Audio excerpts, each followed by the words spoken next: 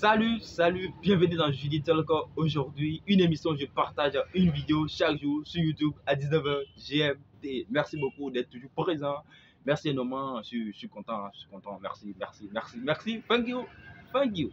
Aujourd'hui, qu'est-ce qu'on va essayer de voir? On va essayer de voir, c'est quoi le storytelling d'une marque? Je sais que tout le temps vous entendez ça, le storytelling, c'est très cool. Voilà, je pense que la fois dernière, je vais parler sur comment raconter son storytelling, c'est-à-dire c'est quoi de différencier le storytelling du fondateur de la marque, du storytelling de la marque elle-même, d'accord? Mais aujourd'hui, je vais vous parler un peu, c'est quoi le storytelling d'une marque? Qu'est-ce que ça veut dire quand on entend ça? Le storytelling. D'abord, le storytelling, c'est juste là de raconter l'histoire. C'est juste une histoire. Raconter une histoire. Ouais. You can share your story every time. You are a storyteller, my friend. Tu es un storyteller. Tu es un conteur. Tu racontes de l'histoire chaque jour. Tout le temps. Tout le temps. Même si actuellement tu te dis, ouais, hier j'ai mangé la pâte, ou bien hier j'ai mangé du riz, hier j'ai mangé du shawarma. C'est du storytelling que tu es en train de faire. Tu es en train de raconter une histoire. C'est parce que tu n'es pas conscient de ça. Maintenant, revenons dans le domaine du branding. Marketing, d'accord? Brand marketing, c'est beaucoup différent dans le domaine du marketing quand on parle de storytelling des marques. C'est beaucoup différent, mais quand même, c'est l'histoire qu'on raconte quand même. Ok?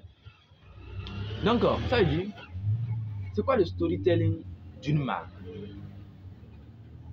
Le storytelling d'une marque, selon Judy Brandel, c'est la voix invisible par laquelle la marque communique avec n'importe quelle personne qui tombe sur son produit, ses contenus ou son logo, peu importe ce qui appartient à la marque, sur les médias sociaux, ou peu importe en fait.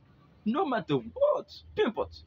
J'ai dit, mais c'est la voix invisible par laquelle la marque communique émotionnellement avec n'importe qui tombe sur ses contenus, sur ses produits, sur les médias sociaux, ou peu importe l'endroit. Peu importe. Parce qu'aujourd'hui, imagine tu es en train de marcher, tu vois une affiche grande de Nike où c'est écrit Just Do It avec la photo d'une basket. Est-ce que le message passe ou ne passe pas? Ça passe.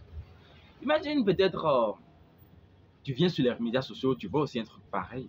Est-ce que ça passe ou ça ne passe pas? Ça passe. Imagine tu es en train de scroller sur les médias sociaux, tu tombes sur une publicité de Apple, sur le nouveau iPhone 17. Est-ce que tu vois le nouveau, le design? Est-ce que le message passe ou ça ne passe pas? C'est pour te montrer qu'il y a un nouveau téléphone qui est sorti. Sur la base de créativité, l'innovation, tu vois bien, tu ne vois pas. Tu vois. C'est ça qu'on appelle le storytelling. Le storytelling, la marque ne va pas te dire c'est telle chose que je suis en train de te dire. Mais le message va passer. Ça va passer. Yes. C'est ça l'alchimie en fait. C'est le secret. Je vous jure, it is the secret. C'est le secret.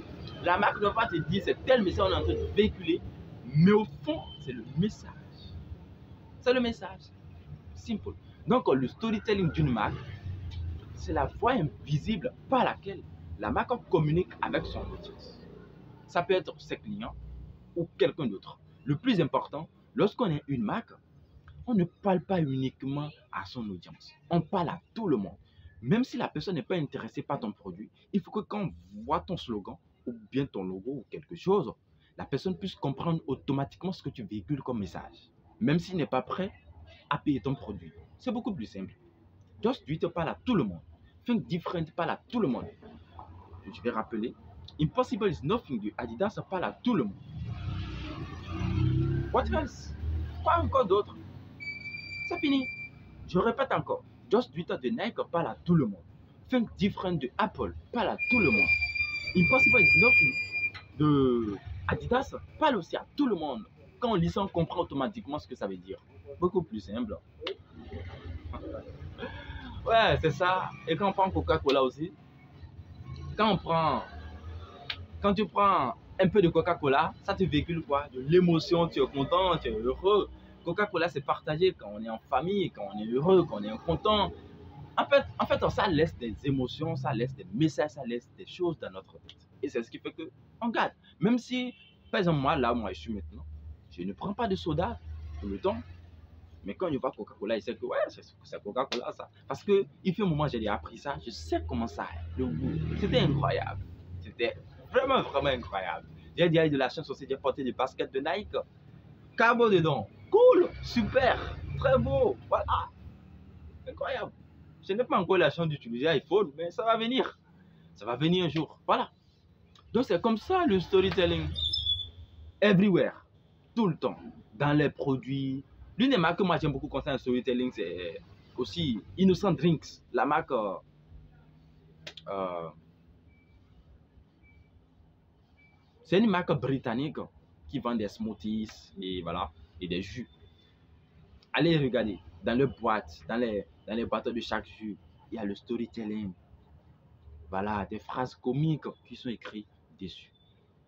Donc, c'est un peu ça le storytelling d'une marque. C'est la voie invisible par laquelle la marque communique avec son audience ou n'importe quelle personne qui tombe sur son produit ou ses contenus sur les médias sociaux, dans la vie active, peu importe. En tout cas, le message passe. C'est tout.